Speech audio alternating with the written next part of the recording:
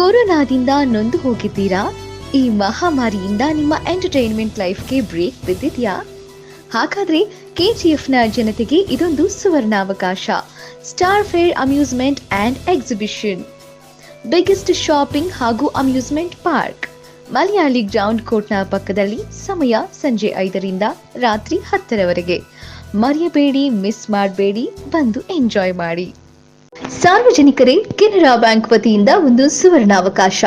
ಕಡಿಮೆ ಬಡ್ಡಿ ದರದಲ್ಲಿ ಚಿನ್ನದ ಆಭರಣಗಳ ಮೇಲೆ ಸಾಲ. ಮಾಸಿಕ ಬಡ್ಡಿ 0.6% ಹಾಗೂ ವಾರ್ಷಿಕ ಬಡ್ಡಿ 7.25%. ನಿಮಗೆ ಬ್ಯಾಂಕ್ ಅಕೌಂಟ್ ಇಲ್ಲ ಅಂದ್ರೂ 10 ನಿಮಿಷಗಳಲ್ಲಿ ಅಕೌಂಟ್ ಮಾಡಿ ಸಾಲ ಕೊಡಲಾಗುತ್ತೆ. ಈ ಸೌಲಭ್ಯವನ್ನ ಪಡೆಯಲು ಸಂಪರ್ಕಿಸಿ ಭಾಸ್ಕರ್ ಆಚಾರಿ. Mobile number 9945635563.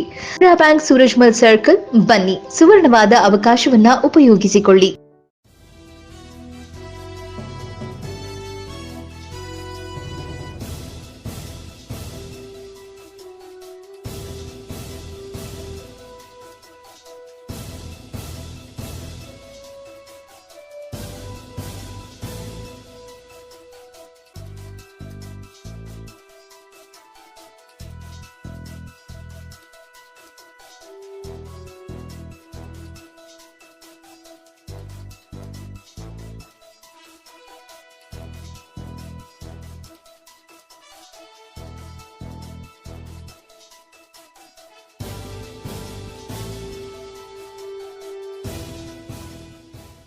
ಇದು ಹಾಕ್ಬೇಕು ಅಂತ ಹೇಳ್ತಿದ್ದಾರೆ. ಈಗ ನೀವು ಒಬ್ಬರಿಂದ ಆಗಲ್ಲ. ನಾವು ಮೊದಲೇ ಹೇಳಿದ್ವಿ ಮೇಡಮ್, 40 ಎಕರೆ ಅಂದ್ರೆ ಹೇಗ್ ಮಾಡ್ಬೋದು ದಾರಿ ಸಮಸ್ಯೆನೂ ಹೇಳಿ, ಅದಕ್ಕೆ ದಾರಿ ಏನ್ ಹೇಳಿ. ಅವ್ರ ಮಾತಾಡಿ ಮ್ಯಾನ್ಯಲ್ ಆಗಿ ಸರ್ವೆ ಮಾಡಿ ಕಷ್ಟ, GPS ಸರ್ವೆ ಮಾಡ್ಬೋದು ಅಂತೇಳಿ ಸಜೆಷನ್ ಕೊಡ್ತೀನಿ. ಅಂತ ಅವ್ರ ಹತ್ರ ಮಾತಾಡಿದ್ವಿ. ಅದು ಮಾತಾಡಿದಾಗ ಏನೋ ಕಾಸ್ಟ್ ಜಾಸ್ತಿ ಆಗ್ತದೆ, ಅಷ್ಟು ಬರ್ಸಕ್ಕೆ ಆಗೋದಿಲ್ಲ ಅಂತೇಳಿ ಇವರು ಸರ್ವೇರ್ ಒಂದು ಲೆಟರ್ ಹಾಕಿ ಎಕ್ಸ್ಟ್ರಾ ಸರ್ವೇರ್ ತಗೊಂಡು ಮಾಡ್ಸೋಣ ಅಂತೇಳಿ ಸಜೆಷನ್. ಏನ್ ಕಾಸ್ಟ್ ಆಗುತ್ತೆ ಹೇಳ್ಬಿಡಿ, ಹೇಳಿ.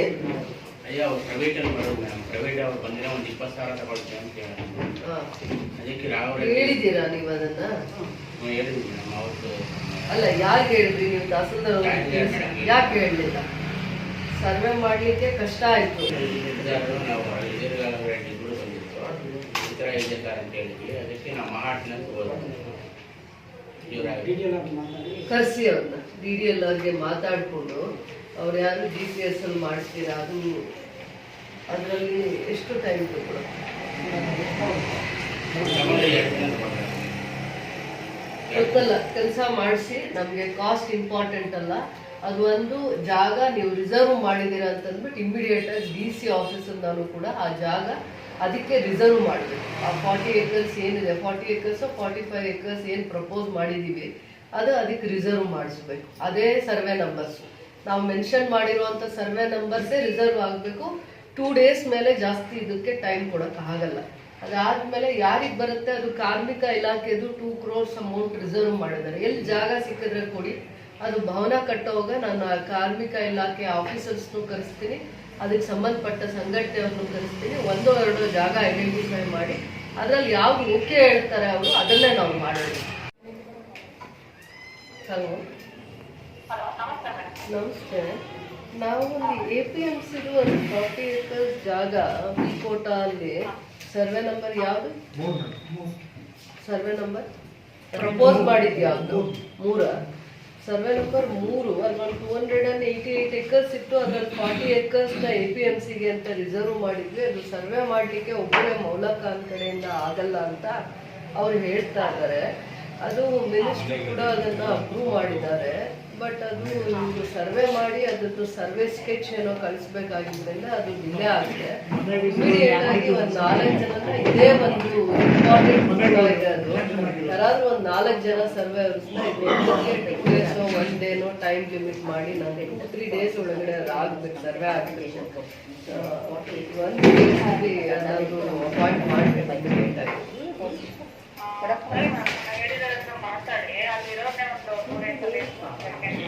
ಇಲ್ಲಿ ಇವ್ರವ್ರು ಒಬ್ರೇ ಮೌಲಖಾನ. ಅವರು ಲಾಸ್ಟ್ 2 months ಅದೇ ಕಾರಣ ಹೇಳ್ತಿದ್ದಾರೆ. 3 months ಇಂದ ನೀವು ತಹಸೀಲ್ದಾರ್ ಜೊತೆ ಮತ್ತೆ ನಿಮ್ಮ RI ಅವ್ರ ಜೊತೆ ಕೋಆರ್ಡಿನೇಟ್ ಮಾಡ್ಕೊಂಡು ಇವ್ರೊಬ್ಬರ ಕೈಯಲ್ಲಿ ಮಾಡಕ್ ಆಗಲ್ಲ. ಅದು ತುಂಬಾ ಗುಡ್ಡಗಳಿದೆ ಅಂತ ಅಂದ್ಬಿಟ್ಟು ಕಾರಣ ಹೇಳ್ತಾ ಇದಾರೆ. ಇಶ್ಯೂ ಇದೆ. ಒಂದ್ 3 ಜನ ಇದೇ ವಿಚಾರವಾಗೇನೆ ನೀವು 3 ರಿಂದ 4 ಜನ ಬೇಕಾಗ್ತಾರೆ ಅಂತ ಇದ್ರೆ 1 ದಿನ ಅಥವಾ 1.5 ದಿನ ಸಮಯ ತಗೊಳುತ್ತೆ ಅಂತ ಹೇಳ್ತಾ ಇದಾರೆ. ನೀವು ನನಗೆ 2 ದಿನದಲ್ಲಿ ಮಾಡಿಸ್ಕೊಡ್ಬೇಕು. ನನಗೆ ಸರ್ಕಾರದಿಂದ ಮತ್ತೆ ಮಂತ್ರಿಗಳಿಂದನೂ ಕೂಡ ಲೆಟರ್ ಬಂದಿದೆ. ಅದು ನಮ್ದು KGF APMC ಬೈಫರ್ಕೇಟ್ ಆಗಿದೆ. ಮತ್ತೆ ಜಾಗ ಐಡೆಂಟಿಫೈ ಮಾಡಿದ್ರೆ ಇಮಿಡಿಯೇಟ್ ಆಗಿ ಅದ್ರ ಪ್ರೋಸೆಸ್ ಶುರು ಮಾಡ್ತಾರೆ. So as fast as possible ನೀವು ಇಮಿಡಿಯೇಟ್ ಆಗಿ ಯಾರಾದ್ರೂ 3 ಜನ 4 ಜನ ಸರ್ವೆ ಅವ್ರನ್ನ ಅಲ್ಲಿ ಹಾಕಿ ಅದನ್ನ ಮಾಡಿಸ್ಬೋದು. DC ಅವ್ರಿಗೂ ಮಾತಾಡಿರ್ತೀನಿ. ನನ್ಗೆ ಅದ್ರದ್ದು ಅಪ್ಡೇಟ್ ಕೂಡ ಮಾಡಬೇಕು. ನೀವು ನಾಳೆ ನಾಡಿದ್ದಲ್ಲಿ ಯಾರಾದ್ರೂ ಅಲ್ಲಿ ಆ ಜವಾಬ್ದಾರಿ ಹಾಕಿ ಉಸ್ತುವಾರಿ ಕೂಡ ಹಾಕಿ ನನ್ಗೆ ಅಪ್ಡೇಟ್ ಮಾಡಬೇಕು. ಇವತ್ತು ಮೇನ್ ಉದ್ದೇಶ ದರ್ಖಾಸ್ತಿದ್ದು ಅರ್ಜಿಗಳೆಲ್ಲ ನಿಮ್ಗೆ ಹ್ಯಾಂಡ್ ಓವರ್ ಆಗಿದೆ ಅಂತ ನಂಗೆ ಮಾಹಿತಿ ಬಂದಿದೆ. DC ಅವ್ರು ಲಾಸ್ಟ್ ಮಂತ್ ಅಲ್ಲಿ ನಾನು ಹೋಗಿ ಮಾತಾಡಿದಾಗ ನಾನು ನಮ್ಮ ತಾಲೂಕ್ದು ಏನಿದೆ KGF ತಾಲೂಕ್ದು ಏನಿದೆ ಬಂಗಾರಪೇಟೆಯಿಂದ ಏನೇನು ಅರ್ಜಿ ಬಂದಿದೆ ಮತ್ತೆ ನಿಮ್ದು ಅದು ಬುಕ್ಕು ಕೂಡ ಹೌದಲ್ವಾ, ಲೆಡ್ಜರ್ ಬುಕ್ಕು ಕೂಡ ಈ ತಾಲೂಕ್ದು ಹ್ಯಾಂಡ್ ಓವರ್ ಮಾಡಿಸಿದ್ದೀನಿ ಅಂತ ಹೇಳಿದ್ದಾರೆ. ನೀವು ನನಗೆ ಇದ್ರ ಬಗ್ಗೆ ಫಸ್ಟ್ ಮಾಹಿತಿ ಕೊಡ್ಬೇಕು. ಏನು ಅರ್ಜಿ ಬಂದಿದೆ ದರ್ಖಾಸ್ತಿದ್ದು ಟೋಟಲ್ ಅರ್ಜಿ ಇವತ್ತು ಏನಿದೆ KGF ತಾಲೂಕು ಬೇತ್ಮಂಗ್ಲ ಹೋಬ್ಳಿದು ಆರ್ಪೇಟೆ ಹೋಬ್ಳಿದು ಎಷ್ಟು ಅರ್ಜಿಗಳಿದಾವೆ? ಫಾರಂ 53 ಟೋಟಲ್ ಅಪ್ಲಿಕೇಶನ್ಸು ಇಷ್ಟು ವಜಾ ಆಗಿದೆ. ಮಂಜೂರಿ ಮಾಡ್ಬೋದು ಇಷ್ಟಿದ್ದಾವೆ. ಮತ್ತು ಮಂಜೂರಿಗೆ ಬಾಕಿ ಉಳಿದ ಅರ್ಜಿಗಳು ಇಷ್ಟಿದೆ. ಅದನ್ನು ಬೈಫರ್ಕೇಶನ್ ಇರಬಾರ್ದು.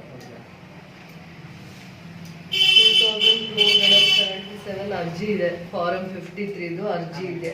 ಅದರಲ್ಲಿ 1459 ತಿರಸ್ಕಾರ ಆಗಿದೆ, ರಿಜೆಕ್ಟ್ ಆಗಿದೆ ಅದರಲ್ಲಿ.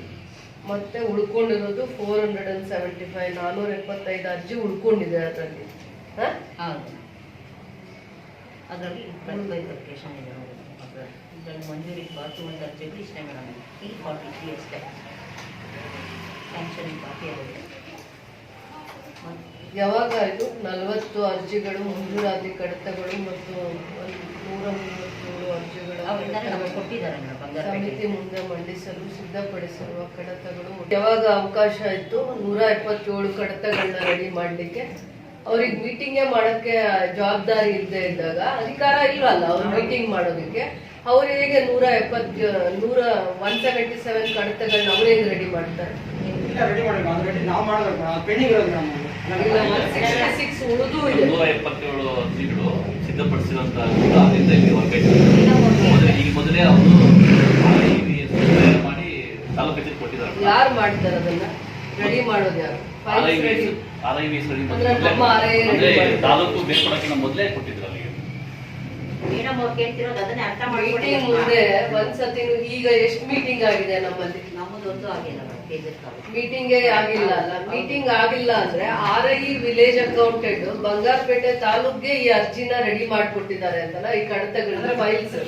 ಹೊಸ ತಾಲೂಕು ಆಗುತ್ತೆ ಮೊದಲು ಮಾಡ್ಕೊಂಡು ಯಾವಾಗ ಮಾಡಿರೋದು? ಫೈಲ್ ರೆಡಿ ಮಾಡಿದ್ಮೇಲೆ ಅದು ಕಮಿಟಿಗಳು ಅಪ್ಪ ಮೇಡಮ್ ಕೇಳ್ತಾ ಇರೋದು ನೀವು ಒಂಚೂರು ಅರ್ಥ ಮಾಡ್ಕೊಳ್ಳಿ. ಇದನ್ನ ನಮ್ದು 177 ಅಪ್ಲಿಕೇಶನ್ ಬಾಕಿ ಇಡ್ಬೇಕು ಅಂತಂದ್ರೆ ಅದು ನಮ್ಮ concern village accountant RI report ಹಾಕ್ಬೇಕು. ಮೇಡಮ್ ಅವ್ರು ಕೇಳ್ತಿರೋದು ಬಂಗಾರಪೇಟೆ ಅವ್ರು ಹಿಂಗೆ ಹಾಕಿ ಕೊಡ್ತಾರೆ ಅಂತ ಕೇಳ್ತಾ ಇರೋದು. ಅರ್ಥ ಆಯ್ತಾ ನಿಮ್ಗೆ? ಕಡತಗಳೆಲ್ಲ ಹೇಗೆ ನೀವು RI ಮಾಡದೆ ವಿಲೇಜ್ ಅಕೌಂಟೆಂಟ್ ಮಾಡದೆ ಬಂಗಾರಪೇಟೆ ತಾಲೂಕವರು 177 ಅರ್ಜಿಗಳನ್ನ 177 ಅರ್ಜಿಗಳನ್ನ ಪ್ರಪೋಸಲ್ಸ್ ನ ಮಾಡಿದ್ರೆ 475 ಅರ್ಜಿಗಳನ್ನು ಮಾಡ್ಬೇಕಾಗಿತ್ತು. ಬರೀ 177 ಅವ್ರು ಮಾಡಿ 166 ನಿಮ್ಮನ್ ಮಾಡಿ ಅಂತ ಹೆಂಗ್ ಅದನ್ನ ಅವ್ರು ಮಾಡ್ತಾರೆ? ಬರೀ ದರ್ಖಾಸ್ ಕಮಿಟಿ ಮೀಟಿಂಗ್ ಆಗ್ಬೇಕಂದ್ರೆ ಪ್ರಪೋಸಲ್ ರೆಡಿ ಮಾಡೋವಾಗ ಎಲ್ಲ ಮಾಡ್ಬೇಕಲ್ಲ, ಎಲ್ರೂ ಒಂದೇ ಅಲ್ಲ. ಬರೀ 177 ಮಾತ್ರ ರೆಡಿ ಮಾಡ್ತೀರಾ, ಮಿಕ್ಕಿದ ಹಾಗೆ ಬಿಡ್ತೀರಲ್ಲ, ಅದೇನ್ ಕಾರಣ? ಅದು ಇನ್ಯಾರು ಮಾಡಕ್ ಆಗಲ್ಲಲ್ಲ. ಇಲ್ಲ ನೆಕ್ಸ್ಟ್ ಮೀಟಿಂಗ್ DC ಹತ್ರ ಕುತ್ಕೊಂಡು ಚರ್ಚೆ ಆದ್ಮೇಲೆ ಮಾಡೋಣ.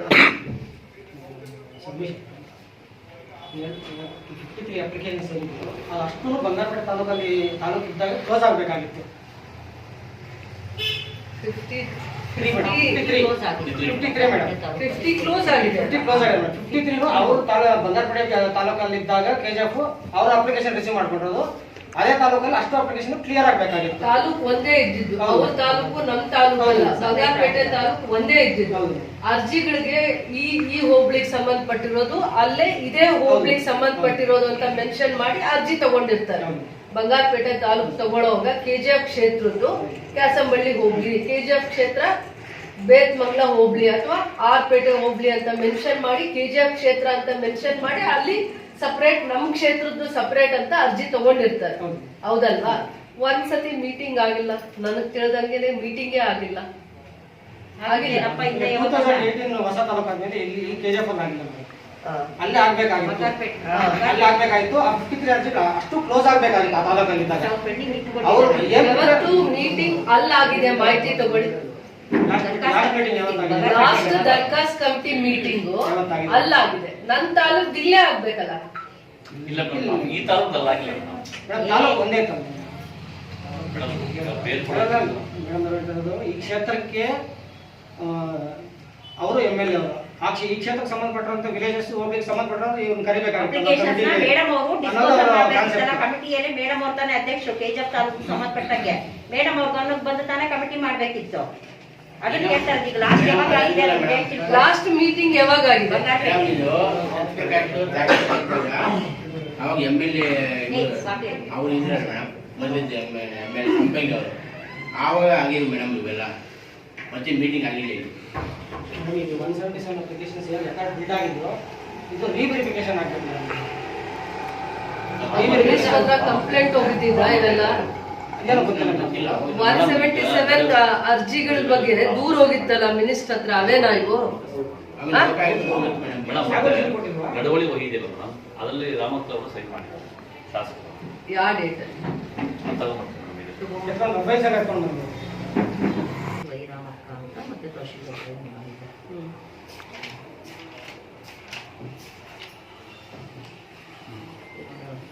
19/1/2018 ಪ್ರೊಸೀಡಿಂಗ್ಸ್ ಆಗಿರೋದು ನಮ್ಮ ಅಕ್ಕರ ಅವರ ಅಧ್ಯಕ್ಷತೆಯಲ್ಲಿ ನಡೆದ ಸಭೆಯ ನಡವಳಿಕೆ. ಸದಸ್ಯರು ವೆಂಕಟಾಚಲಪತಿ, ರಾಮಪ್ಪ, ಭೂಲಕ್ಷ್ಮಿ, ಕಾರ್ಯದರ್ಶಿ, ತಹಶೀಲ್ದಾರ್, ಬಳ್ಳಾರಿಪೇಟೆ. 19 ಇದೇನಾ ಲಾಸ್ಟ್? ಅಲ್ಲ, ಅದೇ ಲಾಸ್ಟ್. 1918 ಅದೇ ಲಾಸ್ಟ್ ಇರ್ಬೋದು. ಇಷ್ಟೇ. 19/1/2018 ಲಾಸ್ಟ್ ಪ್ರೊಸೀಡಿಂಗ್ಸ್.